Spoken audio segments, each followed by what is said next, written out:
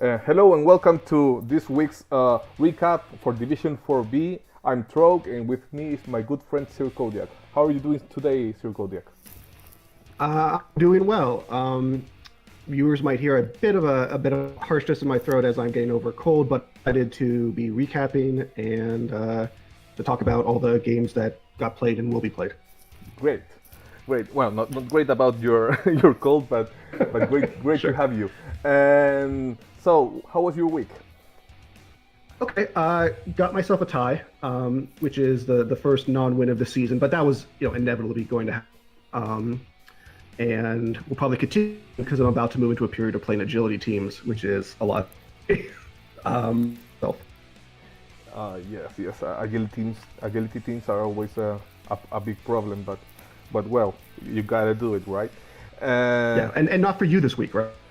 Oh, my week was great. I got a win. I'm not sure I really deserved it. I think a tie would have been a fair result, but well, I won't complain. And also the highlight, I got to kill a G5 War Dancer, so that's always nice. Yeah. Yeah, I watched. That was very exciting to see. Yeah, I got to. Now he plays for my team. I'll take good care of him. Okay, Right. so let's get going. So, so week 4, and there was some fun results. Let's go. So game 1, we have the Murder Space Elf Troop versus Hellas Kitchen. What do you think about this one? Uh, was I thought this was an interesting match. I think Spaceline struggled a bit in this one. Is This might have been a tie, except for miss about not protecting like the backfield well enough when he was on offense. Dark Elves just like get the ball and run away. But I thought it was generally a pretty well played match, and shocking that the Dark Elves had a better time in this game, even though I did of course predict the opposite result. Yes, I'm really surprised about how well Motley is managing to use his tools, which are not very shiny, but Yeah. he still manages to use them very well. I still won't forget how at the beginning of the season I just looked at these elves and said, what the hell are they doing here?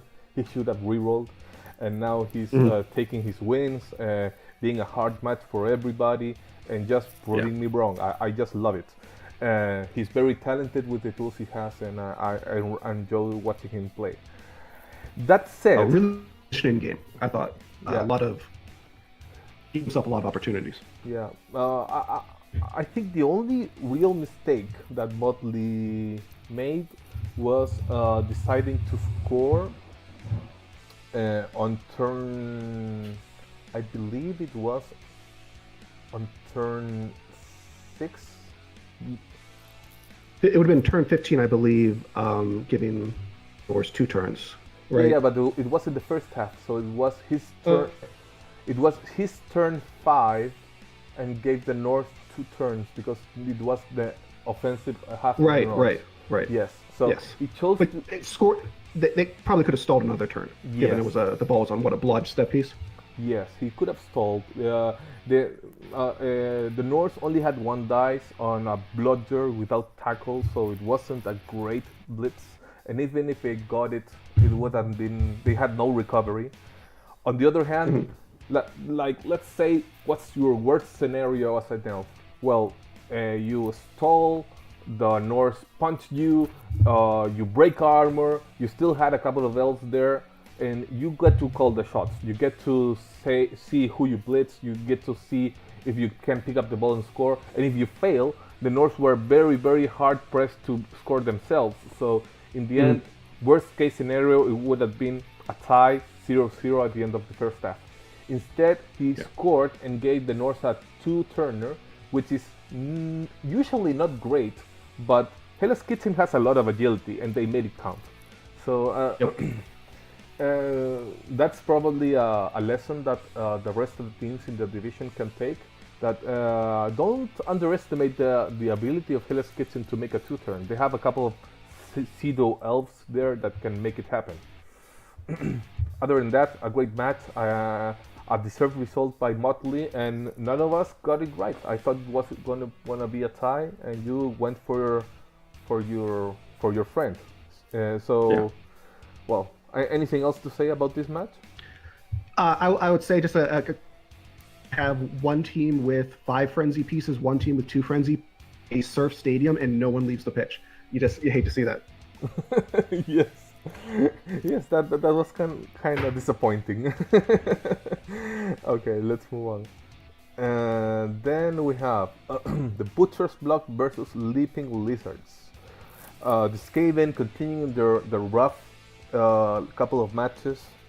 I predicted a win for the Chaos here. You predicted a win for the Skaven, which makes sense. They are your candidate for winning the division. Are they still your candidate, or would you like to switch now? I feel like for the purposes of this, I have to I made my choice and I have to live with it. And I still believe the Lizards can do anything this season. I'm looking at the Dark Elf team. I'm looking at, frankly, Murdery Space Elf troop could easily take this. We actually have a couple Dark Elf teams that are doing really well. It's likely going to be one of them now. Legendary Wordsmiths Legendary Wordsmiths are doing great.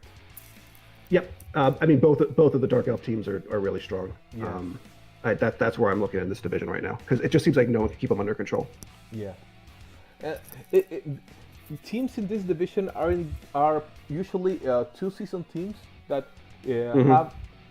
have some of their basic skills, like they have their mighty blow and maybe their block, but they are not super developed either. So most of them have 1, maybe 2 tackles. So it's a good environment for elves. It will get worse for elves as they play older teams, but right now, let's have a look at this match, for instance. Butcher's Block had only 1 tackle. That tackle was niggled and got badly hurt during the match. So clearly the Leaping Lizards knew what they had to do. They had to remove that guy. It wasn't enough, but they at least had a strategy behind it. When you have to play against 4 or 5 tackle and all of them are pombers, then it gets a little bit ridiculous, Yeah. Anything to say about this match? I would say one thing is it's very fun as a spectator to see just how often Nazgul cage dives with his gutter runners. It's also really scary to see. That I think there might be room to be a little more surgical with exactly when you go screaming into the cage. That it was happening sometimes where I felt like there wasn't a great opportunity for recovery after, or those sorts of concerns where I'm not sure rolling that still fairly difficult dodge is always worth it. Yes, I understand what you mean. It's a delicate balance that rats and elves have to have, not to be too defensive and just scream because you'll get mowed down and you won't have enough players to make the good play. But also you can't just dive every turn because you take too much damage, which is what is happening to this Skaven. So it's a delicate balance that they have to make. And maybe you're right. Maybe in this case in particular, the rats are being a little bit too divey, Okay. So then we have Careless Coders versus Legendary Wordsmith. In this case, we both agreed it was a match for the elves, and indeed it was. Chanfoolery is virtually unstoppable. Yeah. Undefeated, 3 wins, one tie. Were you able to see this match? I sadly missed it. So I did get to see this. This was just, Sean Foolery really just dominated this match. That the Careless Coders 1 touchdown, that was after Legendary was up 3-0. Oh. That was a quick touchdown for the team at the end. Sean just really had this match under control. Really well played game. I see. Well, I think it makes sense. Underworld are not officially a stunty team, but they are a team with a lot of stunties in it.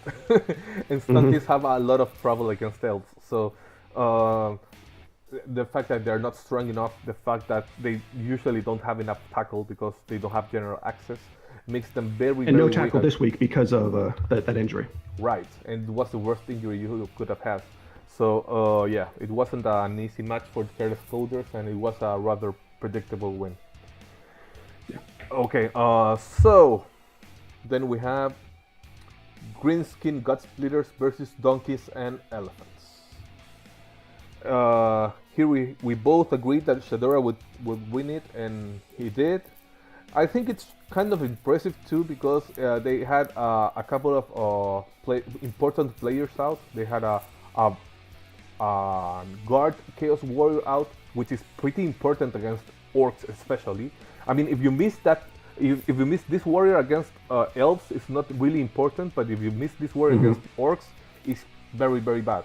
And he was also missing his ball carrier, which is his only sure hands piece, and that's a problem too because the Greenskin Gut Splitters have a ball sweeper. So it wasn't an easy match in any case.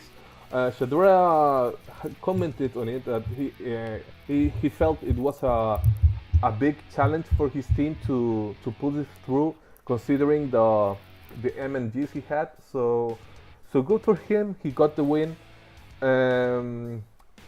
Anything to say about it, Circodiac? So I didn't catch this match. Just jumps out at me in the stats is that 75% ball possession. Shadora is really impressive. Yes. Indeed, quite impressive. So, okay, let's move on.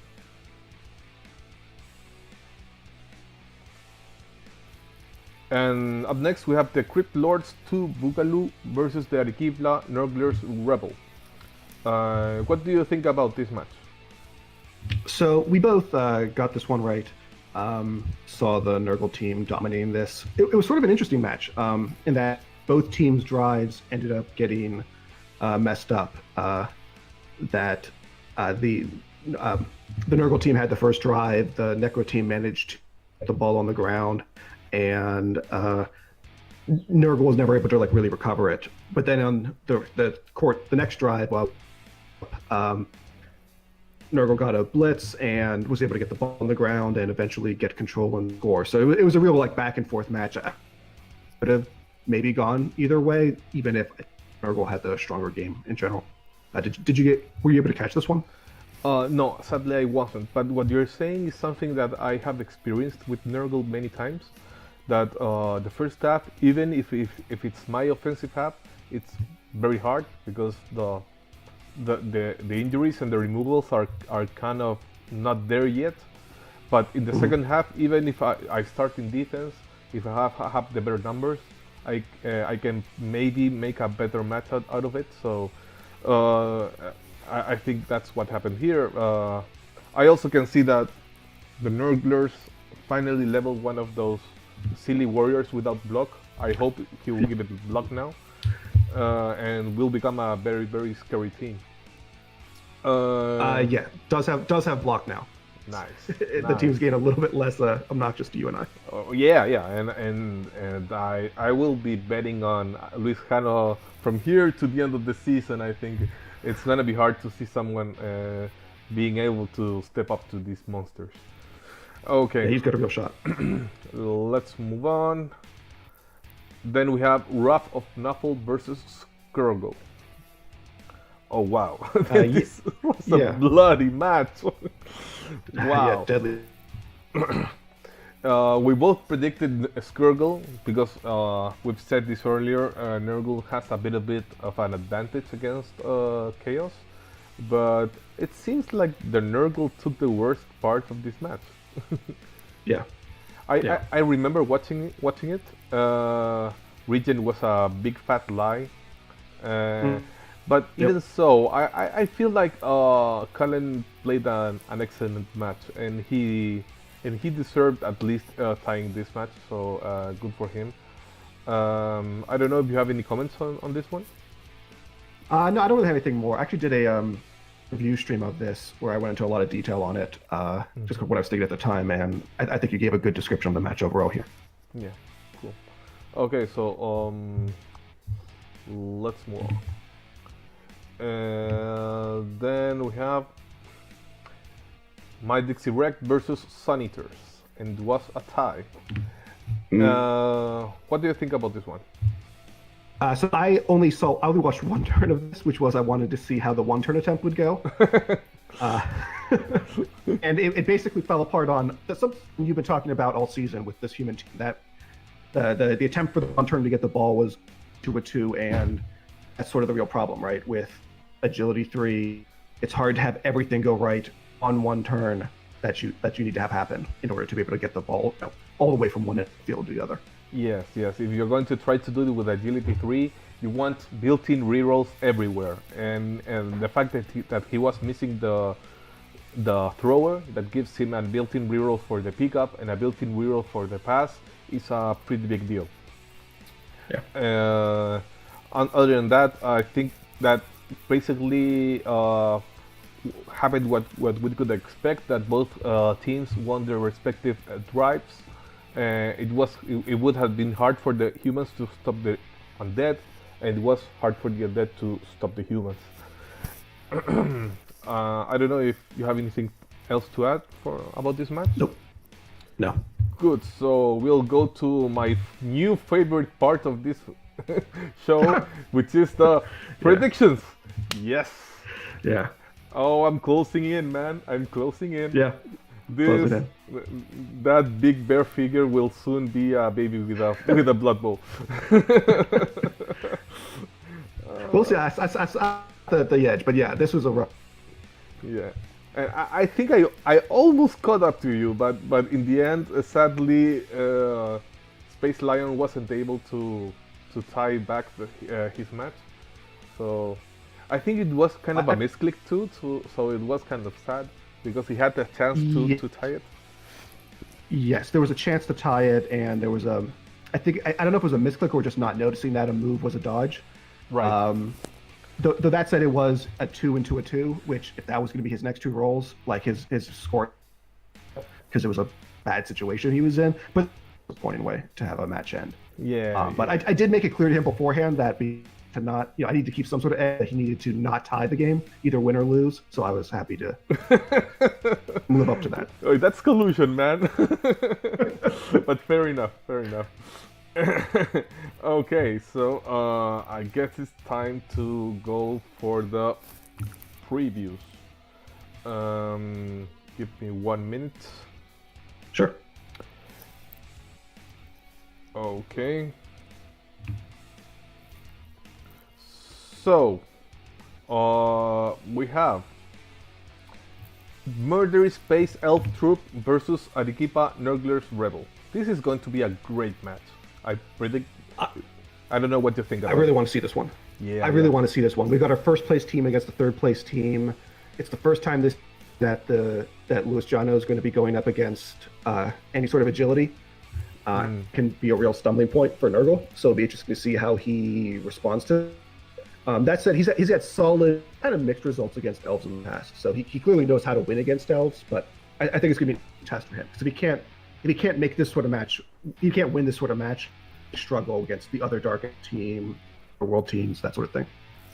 Yeah, it's going to be very, very interesting. One good thing going for Luis Jano is that he resisted the temptation of going piling on his killer, and instead is a tackle killer. That's going to be great against the Murder Space Elf Troop. I don't think they've ever had to deal with such a perfectly designed killer for Dark Elves, It has Claw, it has Mighty Blow, it has Tackle, it has Block. So if he rolls the proper dice, it's going to be very, very, very painful for the elves. That said, only 2 tackle. So if Motley manages to remove those tackles or manages to get them busy with useless linemen, they can make it work. But still, I'm going to go with Luis Jano. He's unstoppable. So I don't know. I'm going to go with him. I don't know what's your prediction. That's my prediction as well.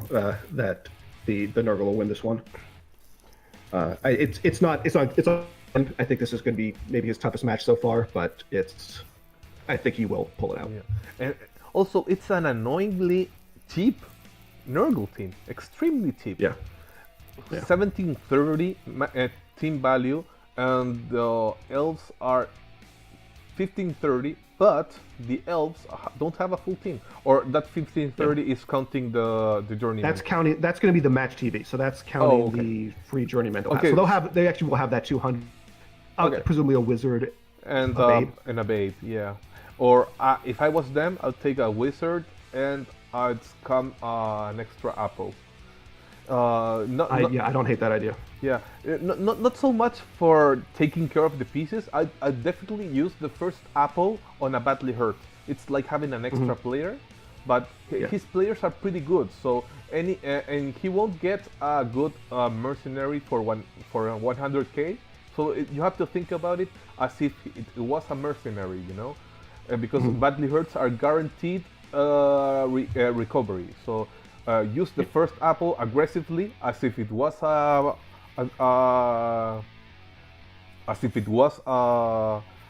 mercenary that you hired, but it's your own player, and use the second apple to save some shitty death or shitty stat bust or whatever. You know, that's how I would think about it.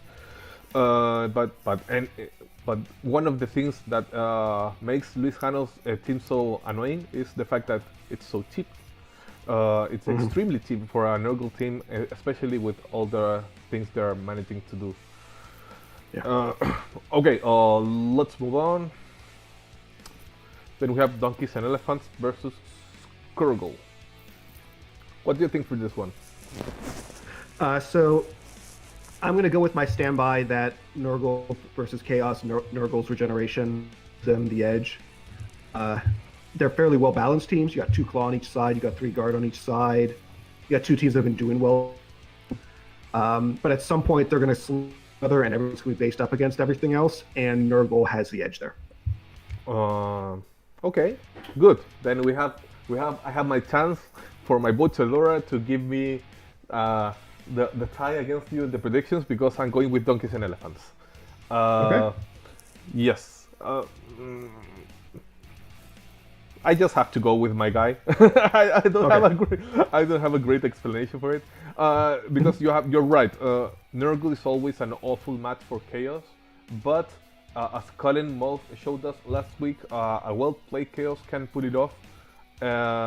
They have the same amount of guard. They have roughly the same amount of strength.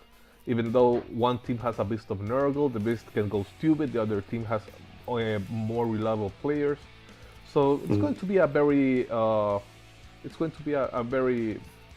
fair match.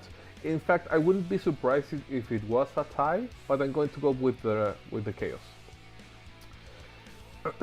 Yeah, I consider tie, but I decided to go for the win for Nurgle. But yeah, I think that could easily happen. Yeah, it could happen indeed. Okay, then we have Legendary Wordsmith versus Sun Eaters. This is another great elf team versus an undead team. Undead have trouble against elves in my experience.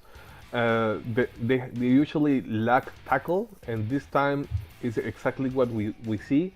The only tackle that the undead have are in very slow zombies, so it won't be a blitzing tackle. It will be more like a let me tie you up tackle, and even then it's kind of hard to position it properly.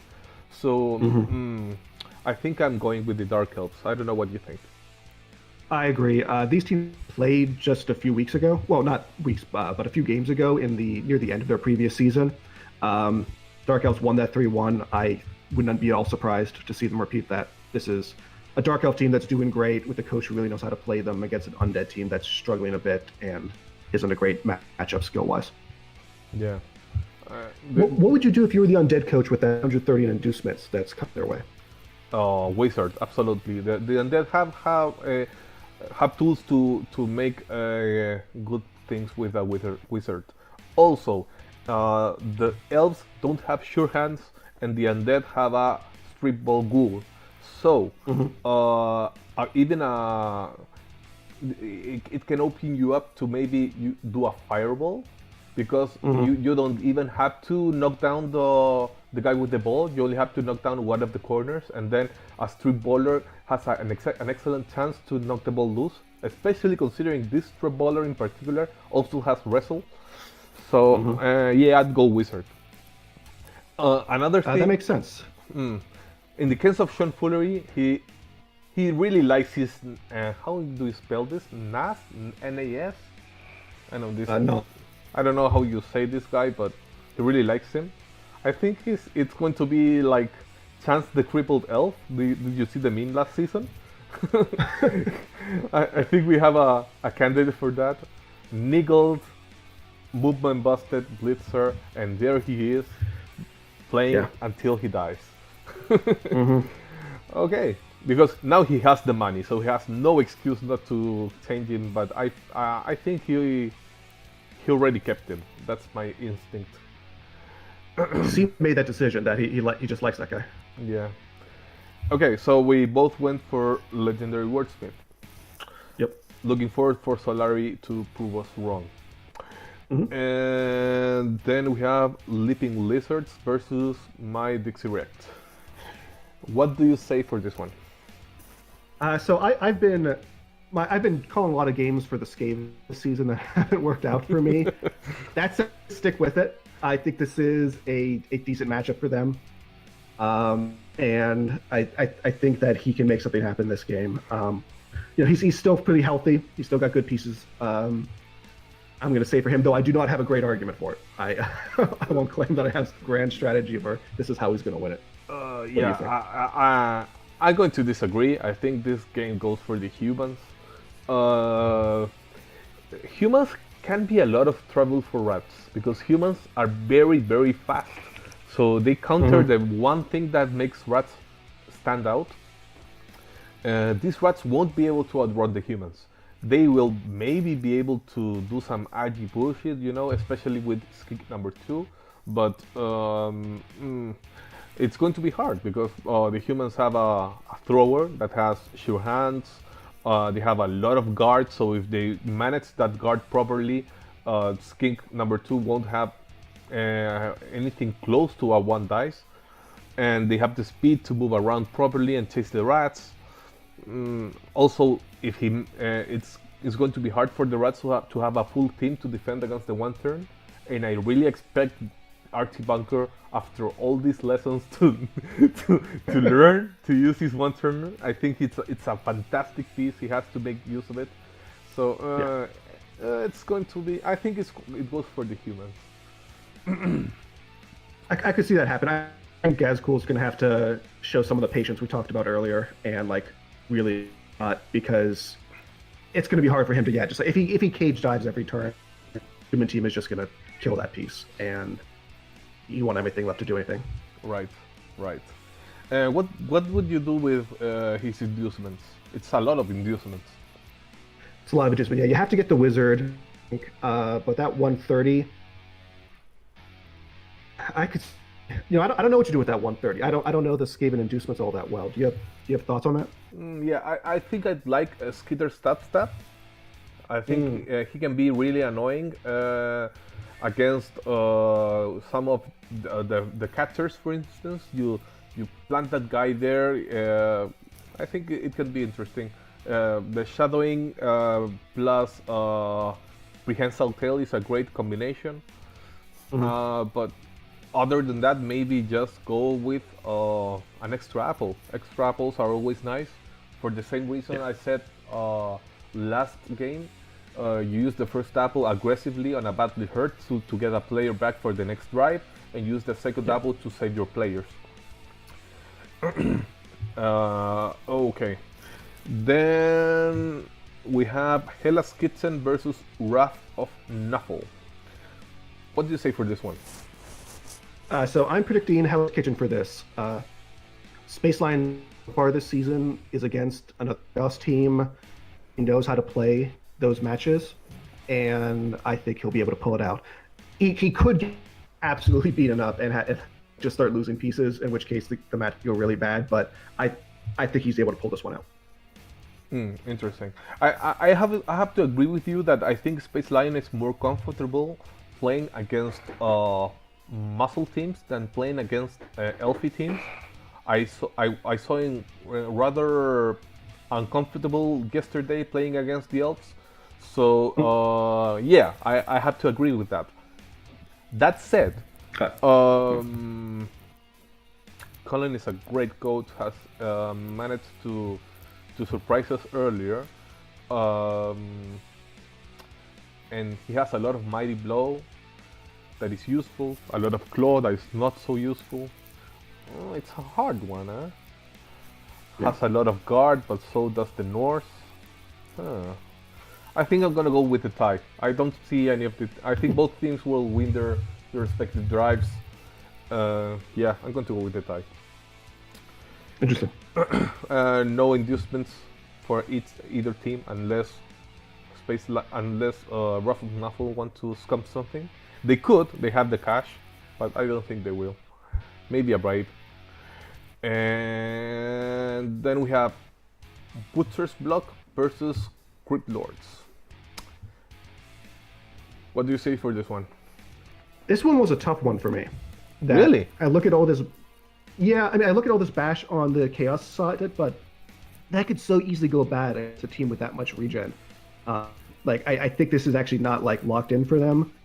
That said, I think they had the advantage here. I think they had the stronger team. It's unfortunate for Red. He's missing white for this. So, and I guess he can't afford to replace that white, even though it's busted. Presumably, he will want to do that at some point. I'm going to call it for Butcher's Block, but I think this one could actually surprise us. Yeah, they had the chance to surprise us, mainly because of his missing pieces. Because I think it benefits him, at least in this match in particular, because it will give him the chance to get a wizard, and he has agility for to recover that ball. He has a decent ball carrier. He has the speed. So I think in this case in particular, a wizard is more useful than the pieces he's missing. That said, I think the rest of his team is not looking great. It's starting to become a rebuilding season for Redbeard. So I'm going to go with the Butcher's Block as well. But you're right when you say don't count them out, because they might pull some elfie shit. I really don't see the Necro outbashing this chaos at all. This chaos is brutal, but maybe if they play the ball, they can win it. And finally, we have Careless Coders versus the Greenskin Guts Players. This one was very hard for me to predict. I want to know what's your opinion first. So I think I'm giving this the Underworld. I think that KSL Blues kind of an up season, but has a chance here to really stunt on orcs, and isn't, in this, for instance, not facing tackle pieces, but probably a manageable amount of tackle. And if play smart, I think they'll be able to pull this one out. What did you end up with? Oh, I don't know, man. Squid 5, it's a hit and miss coach. His team is looking good. I think his team is useful against the Careless Coders. He has a couple of tackles that is rather useful. But that said, yeah, I tend to agree with you. I think the Chaos Subaru will probably take this one home. Also, it's very nice because Underworld at this moment are probably in their prime. This is probably the best TV they are in, because at higher TVs, the super bloated murder teams can just roll over them. At lower TVs, they don't have the skills to really do the bullshit that you expect from Underworld. But right now, at 1400, 1500, it's probably the prime position for Underworld.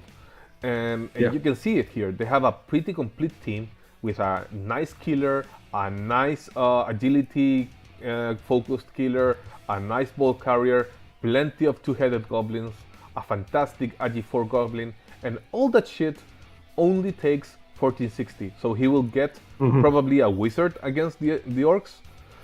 And that's pretty amazing because usually when you have all these tools, you don't expect to also get a wizard, but he probably will. So yeah, I'm going to go with the underworld as well, but it wasn't an easy choice. I think that this orc team, in a good day, in the proper hands, can beat this underworld team. But so far, Squid Five has had his days, so I don't know. It's hard to predict. So that goes for the predictions. Do you have anything else to add, Sir Kodiak? No. I don't either. I'm looking forward to watching your matches this week, guys. If you have anything fun to send us, a replay, or I don't know, anything that happened, I'll gladly put it on the show. Other than that, we will probably upload things that we think are interesting. But and yeah, so thanks for joining us, Sir Kodiak, and we'll see you all on the pitch. See you, man. See you.